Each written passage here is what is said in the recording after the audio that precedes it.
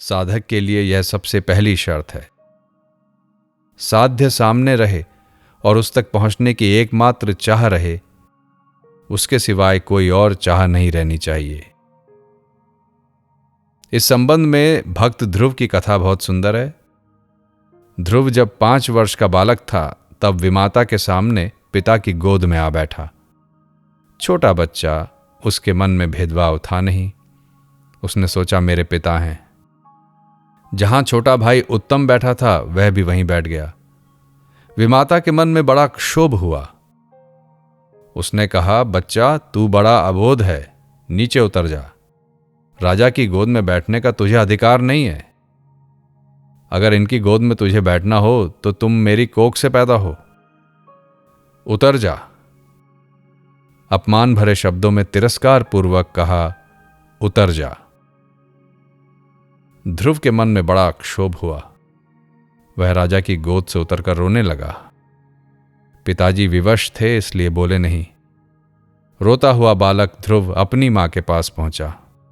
मां ने पूछा कि रोता क्यों है बेटा? तो ध्रुव ने कहा कि पिताजी की गोद में बैठा तो छोटी मां ने रोष पूर्वक उतार दिया और कहा कि भगवान को याद कर। अगर तू मेरी कोख से पैदा हुआ होता तब इस गोद में बैठने लायक होता।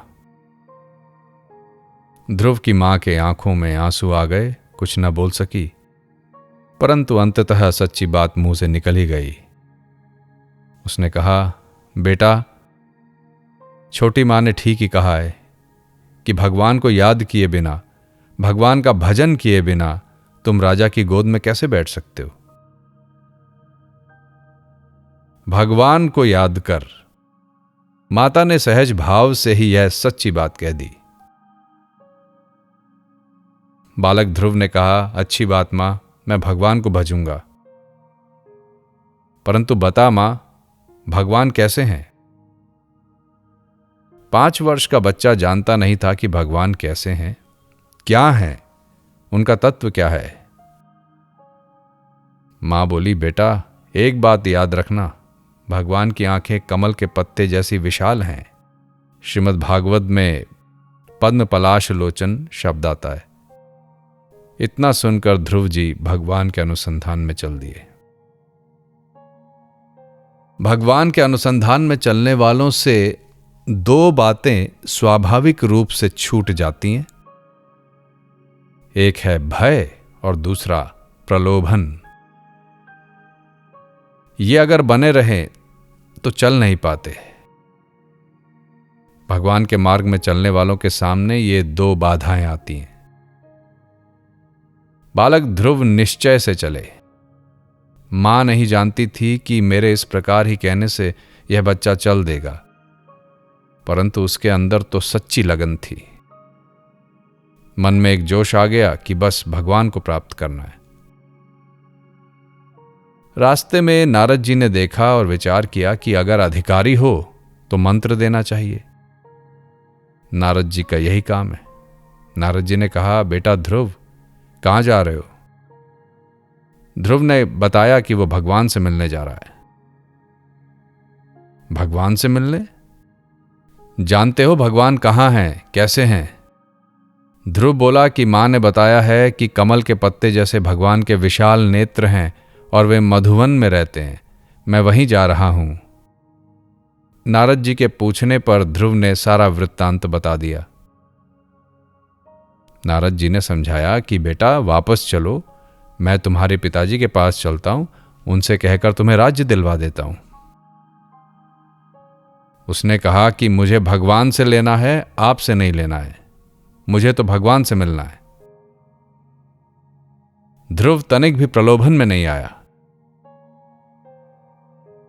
तब नारद जी ने उसे भय दिखाया और कहा, बेटा जंगल में मां नहीं होगी, अजगर होंगे, बाघ हैं, जंगली सुअर हैं, न जाने कितने प्रकार के जानवर हैं, भूत प्रेत हैं, बड़ा बीहड़ वन है, खाने पीने को नहीं है।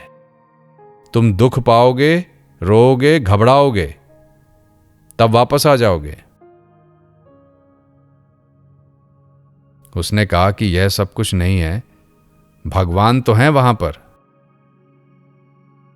मैं तो जाऊंगा। नारद जी ने कहा कि एक बार फिर सोच लो।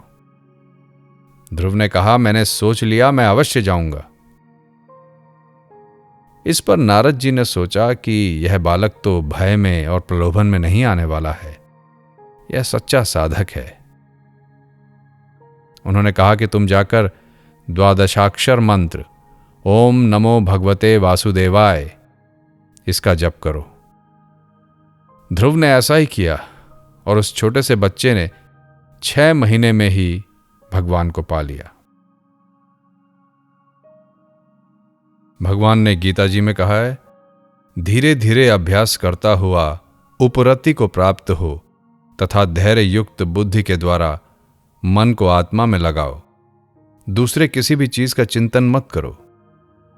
यदि बीच में ही ऊब गए, यदि रास्ते में ही विचलित होकर हट गए तो ठीक नहीं होगा। इसलिए साधक को धैर्यवान और विश्वासी होना चाहिए। साधक केवल चलना जानता है, वह पल पल में पूछता नहीं है कि अभी कितनी दूर है। वह दूरी से घबराता नहीं है। जब तक हमारे प्राणों में एक हाहाकार नहीं हो जाता, जब तक भगवान को प्राप्त करने के लिए साधक के हृदय में एक संताप नहीं उठता, आग नहीं लग जाती, तभी तक वह चारों ओर ताकता है। तभी तक आज कितनी माला फेर ली, आज कितना जप हो गया, दूसरे काम भी करने हैं, ये सब बातें रहती हैं।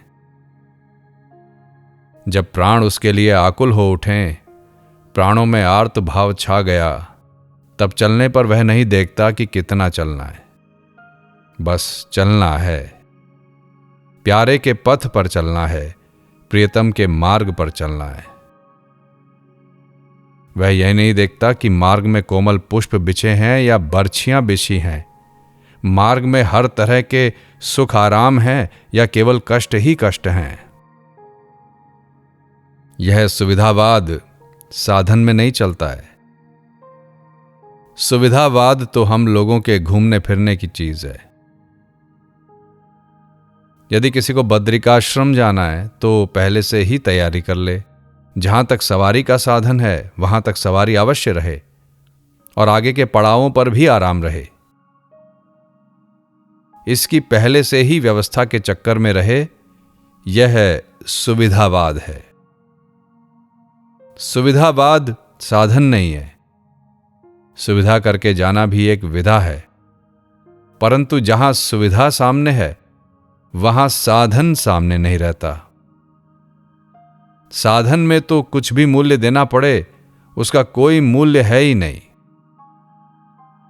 साधक यह बात जानता है कि भगवान को प्राप्त करने की कीमत हमारे पास है ही क्या। वह तो कृपा करके कभी दर्शन दे देते हैं। उन्हें प्राप्त करने की कीमत देकर हम उन्हें खरीद लें, ऐसी कोई कीमत हमारे पास नहीं है। हमारे पास है गंदा मन, गंदा शरीर, अनेक प्रकार की बाधाओं से भरा हुआ यह अपवित्र जीवन। हमारे पास अविचलित रहने वाली बुद्धि नहीं है और न ही है विशुद्ध मन। हम क्या देकर भगवान को खरीदेंगे? हां, हम भगवान को देंगे अपना दैन्य, अपनी मजबूरी, अपनी गरीबी, अपनी अयोग्यता। परंतु भगवान एक बात चाहेंगे कि तुम्हारी चाह है कि नहीं। तुम्हारे चाह की आग वास्तव में तुम्हारे हृदय में लग गई है कि नहीं। तुम घबरा तो नहीं रहे हो। तब भले ही अयोग्य हो, भगवान हाथ पकड़कर ले जाएंगे। गीता जी के अध्याय 12 में है, जो मेरे में आवेशित चित्त हैं उन लोगों को संसार सागर से पार करने वाला मैं होता हूं और पार करने में देर नहीं होती। और हे अर्जुन, मैं अविलंब उन्हें तुरंत उन्हें संसार सागर से स्वयं पार कर देता हूं।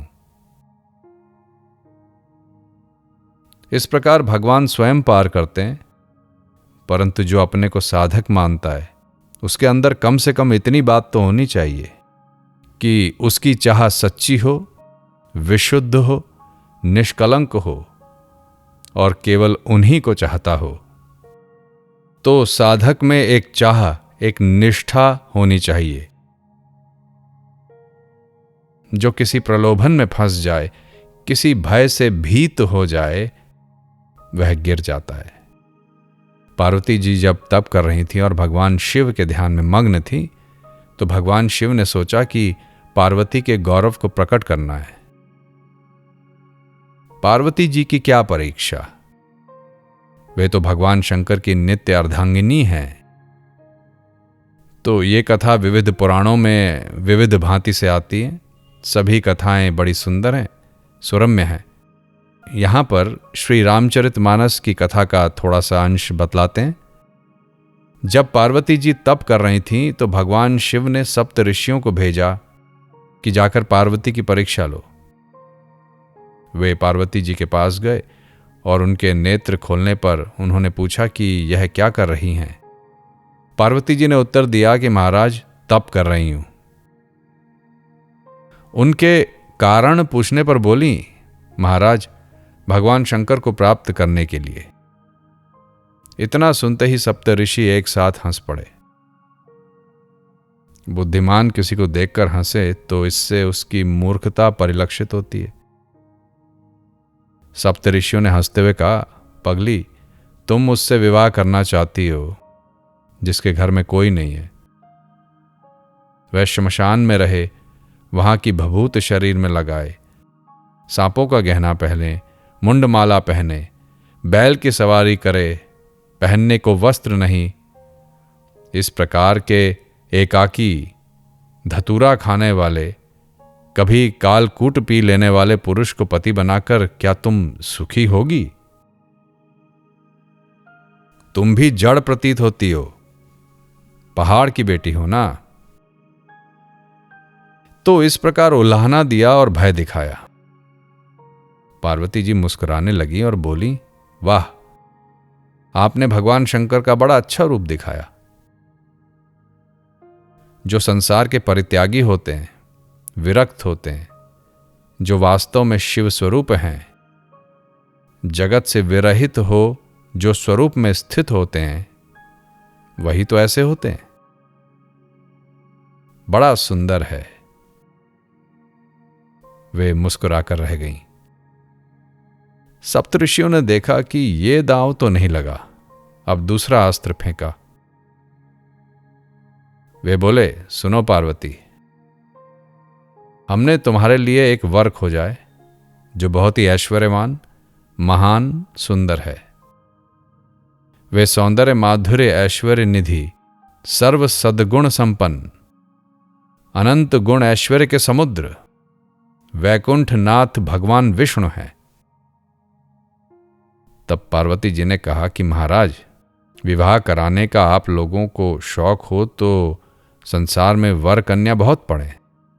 आप जाकर विवाह कराइए, यही काम करिए।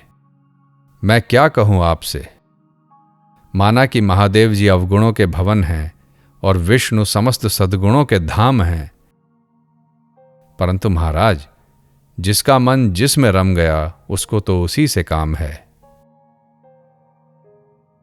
जन्म कोटि लगी रगर हमारी, बरऊं शंभु न तरहूं कुंवारी। मेरा तो करोड़ों जन्मों तक यही हट रहेगा कि या तो शिवजी को वरूंगी, नहीं तो कुंवारी ही रहूंगी। सप्तऋषियों ने उनका अविचल विश्वास देख लिया। तब बोले, बेटी घबराना नहीं, शिवजी आएंगे। तुम तो शिवजी की नित्य अर्धांगिनी हो। तो इस प्रकार साधकों के सामने बहुत से विघ्न आएंगे, प्रलोभन के रूप में, मान के रूप में। आप थोड़ा सा भजन करने लगिए तो आसपास वाले लोग, घर वाले कहेंगे कि बड़ा महात्मा है। बहुत से भक्त लोग मिल जाएंगे, चाहे वे जिस भाव में आए, पूजने या पुजवाने के लिए। बहुत से भक्त साधुओं के पास आते हैं पुजवाने के लिए कि अपनी पूजा का कोई अच्छा सा साधन बन जाए। अनगिनत रूपों में आएंगे और आकर लगेंगे बड़ाई करने, मान देने, पूजा करने, फूल चढ़ाने। अगर कहीं इस प्रलोभन में फंस गए तो च्युत हो गए। लोग धन लेकर आते हैं और आगे बढ़ने पर बड़ी बड़ी सिद्धियां आती हैं। देवता आते हैं वरण करने के लिए। भय भी बड़े बड़े आते हैं। इसलिए साधक भय और प्रलोभन इन दोनों से हमेशा बचे। अगर इनसे बचा रहेगा तो सफल हो जाएगा। साधक भय और प्रलोभन से बचते हुए एक निष्ठ होकर, एक आदर्श साध्य का लक्ष्य रखकर चुपचाप बिना किसी पर आक्षेप किए अपने मार्ग पर चलता रहे।